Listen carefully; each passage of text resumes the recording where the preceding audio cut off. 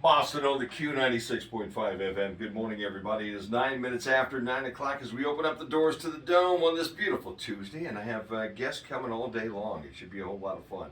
AJ Novacek is going to join me somewhere after 9:30 this morning. We'll talk to you a little bit about the election that is going to go on in August. Can you vote now? How? And all those kind of good things. In the 11 o'clock hour, Jim Watkins will come in, and we will talk a little bit about the health department in Williams County, and also about recycling, which has become somewhat of an interesting issue around the county as well.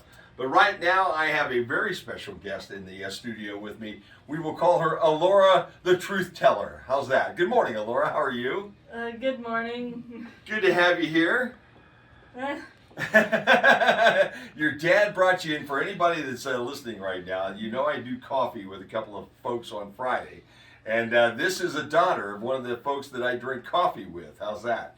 And Alora came in this morning, and before we got started, as we were talking, she told me that a piece of information that was so revolutionary and so eye-opening that I had to hear the story, and we had to tell it to you, my listeners, because that's what we do around here.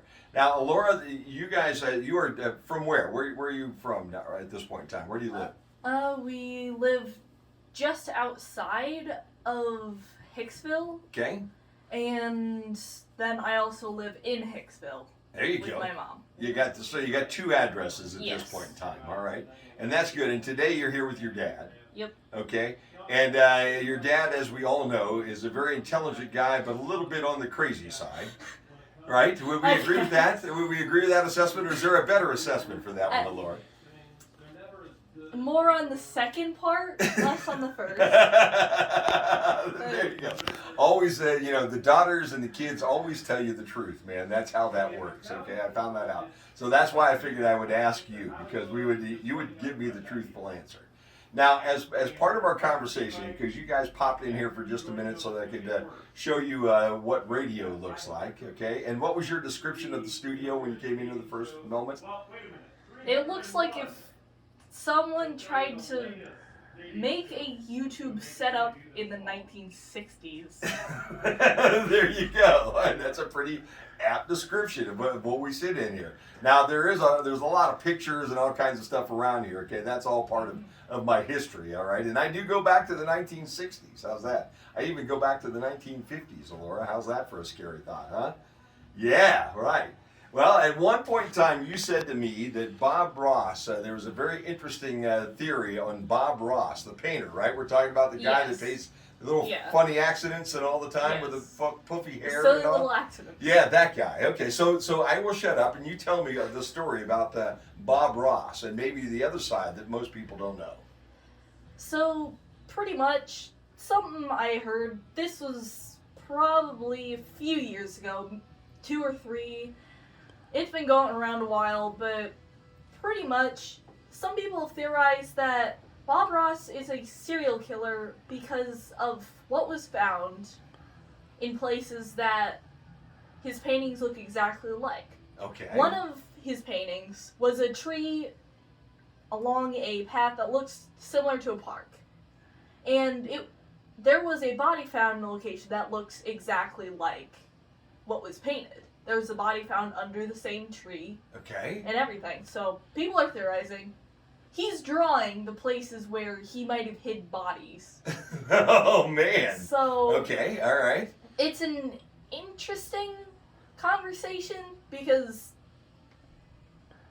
there's controversy whether it is or not, but most people just theorize it for the fun of it, but we don't really know if it is true or if it's not. Most people don't believe it is because it seems unlikely, but there were like 3 of his paintings that showed a place where a body was found. Wow. Buried in. I had never heard that before.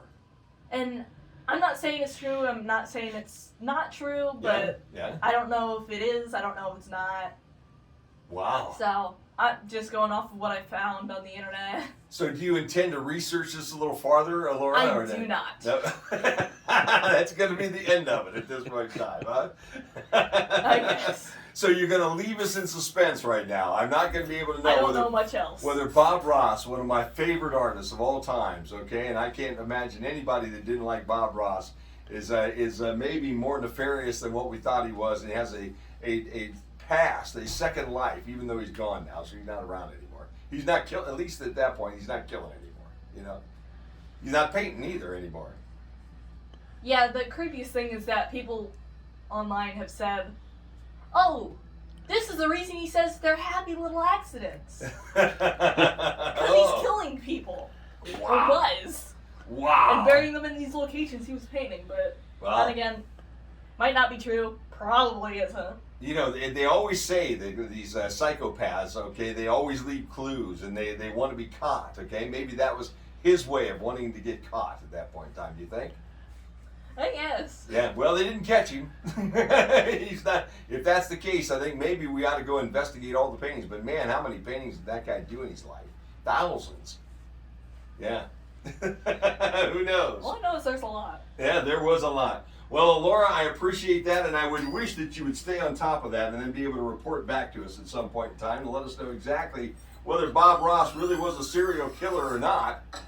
But if you're not going to do that, then we're just going to have to guess and make up our own stories. That's Alora, what you're going to have to do. the teller of truth, thank you for stopping by today. It's 9:15 the hour of 9. This is Billy Ocean on the Q96.5.